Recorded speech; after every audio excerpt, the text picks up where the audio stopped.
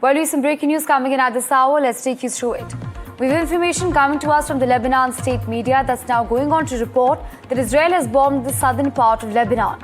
That's right, Lebanon state media is claiming that there's been a massive Israeli strike conducted by Israel on the southern part of Lebanon. The state media is further reporting that no casualties, however, have been reported so far. So crucial updates coming in at this hour. My colleague Pradeep Datta is with us on the broadcast to bring us the details. Pradeep, a very important piece of information now stemming in from Lebanon, where the Lebanese media is now going on to report that there's been a huge attack that's been conducted by Israel in the southern part of the country. Walk us through the details. What is truly happening there? What is happening is that there seems to be no end to escalation from Israel's side so far as attack on the Lebanon are concerned, and the latest one is in Hadassah area in Bin Jabil that has been targeted by the Israeli Defense Forces. The reason is that Israeli Defense Forces are saying these are the areas from where Hezbollah terrorists are operating, and they are targeting the northern side of Israel. That's for their security and sovereignty that they have to carry out these attacks. And these attacks are taking place at a time when already U.S. brokered peace talks are going on between Lebanon and Israel for the last now 2-3 months. Seventh round of talk has already ended in Rome, and they're preparing for fresh round of talks again in Rome in the month of September. And during that period also that attack from the Israeli side are continuing, because Israel is maintaining that till Hezbollah is completely disarmed, they will continue targeting these areas because they will not allow Hezbollah to raise its head, because from these areas they keep on targeting their northern side, and because of which their civilians are suffering casualty. So the attacks on their vehicles, attack on many of the houses. But so far as the independent human rights report from the United Nations is concerned, they're saying that 4,333 civilians have lost their lives, which includes more than 300 women and children. So they are saying that the attacks against the civilians should end. But so far as Israel is concerned, they are saying that Hezbollah people, they have mingled with the population and they are using the people as shield. And that's one of the reasons at times civilians also suffer a casualty because of their attack. So attack from the Israeli side in the southern side of Lebanon continues. All right, Pradeep, stay with me on the broadcast as we're tracking some fresh updates coming in at this hour. Let's take our viewers through them. Now, the US has now gone on to say that Israel and Lebanon talks are going to resume in September. Remember that as we're hearing of there being attacks in the southern part of Lebanon by Israel, we're learning an important update coming in from the United States, where the US has said that there's going to be a new round of Israel as well as Lebanon talks set for Rome. Now, Israel and Lebanon political talks are going to resume in early September is what we're learning. And the US are going to sponsor the new Israel and Lebanon talks in Rome is what we're learning so far. The talks are going to continue in Beirut, Jerusalem as well as Washington. So very important update right over there. My colleague Pradeep is with us on the broadcast. Pradeep, we're hearing of there being an attack by Israel and Lebanon, but at the same time we're also hearing that the talks are now going to resume. Yes, the fresh round of talks between Lebanon and Israel that is brokered by United States of America will once again resume in Rome in the month of September. And four things that they are going to discuss. One, that will be the ceasefire issue. Second will be about the border issue. Third will be about the release of prisoners and the demolition issue that they will be discussing. During the seventh round of talk, what actually they have achieved is that they have already discussed about the release of prisoners. But the Lebanon was not having a complete list. So now they are going to provide that list during the month of September. Accordingly, the prisoners will be released by the Israeli side, because many of the people had been arrested on the charges of involved in the terror-related activities. So the prisoners will be released from both the sides, those who had been taken in the captivity both in Lebanon as well as in Israel. So that's going to be important. But what actually Lebanon wants, that there should be complete ceasefire. So US is trying to ensure that they are already given them assurance that they will ensure that there will be complete ceasefire. But so far as Israel is concerned, Israel again maintained that Hezbollah has to be completely disarmed, because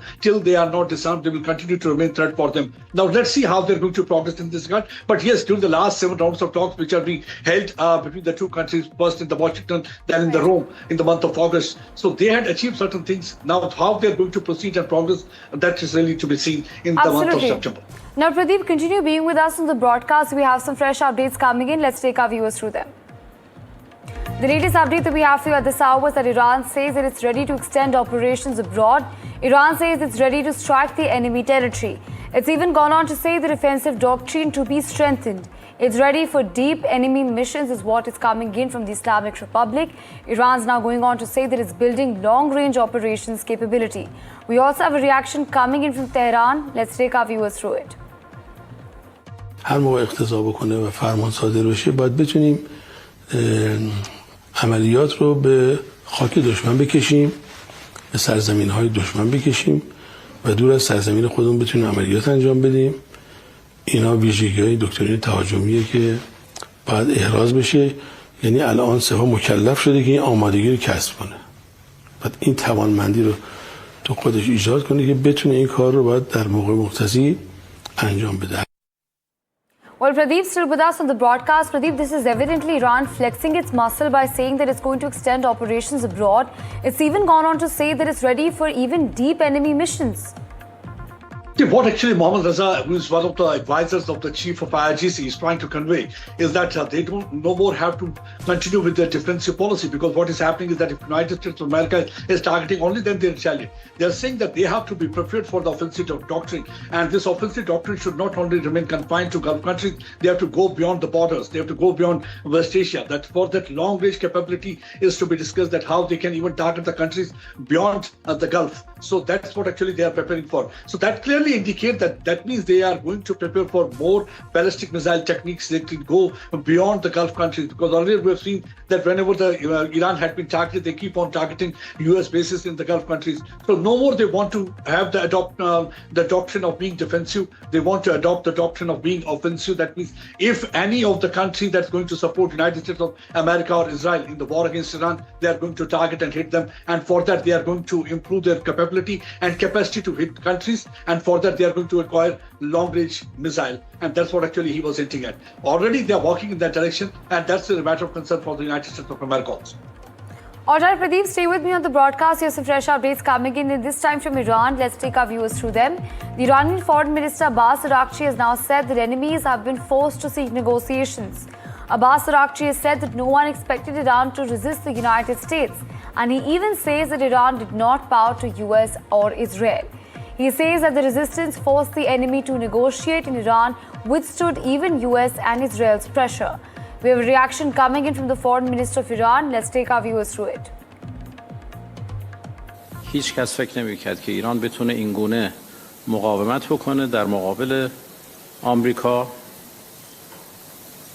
با همراهی رژیم صهیونیستی، با حمایت خیلی کشورهای دیگه، کل کشورهای غربی و برخی کشورهای دیگه که همه می‌دانیم، ولی به ایسته سرخم نکنه و نهایتاً دشمن رو مجبور بکنه که درخواست مذاکره بکنه.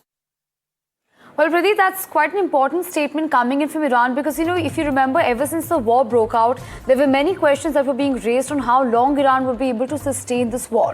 And, months down the line, one thing is clear, that Iran has in fact even shocked, to many people's surprise, and has been able to sustain the war for longer than anyone would have thought, even US and Israel perhaps. Yeah, Ruth, you're absolutely right, because nobody thought that they are going to resist for so long, because everybody thought that this war will end within days, because the kind of firepower that the United States of America is having, the best of the army and best of the weapon capability they are having. But I think everybody underestimated Iran. That's what actually Abbas Araghchi is saying. And this is also a response to Donald Trump, because Donald Trump for the last few days had been maintaining it was Iran that had been insisting for the dialogue, because they had already crippled them economically, militarily. So they wanted a dialogue with them. So it's a very straight response from their side, that they said that nobody had thought that we are going to show that kind of a resistance against the best force in the world, United States of America. And they were not fighting alone. If they had Israel with them, they had many of the Western countries with them, including the Gulf, many countries in the Gulf. So they were all alone. Despite that, they have shown that resistance and capability to retaliate and respond appropriately and with precision. And this is one of the reasons that they want negotiation with them, and they have just bowed before them.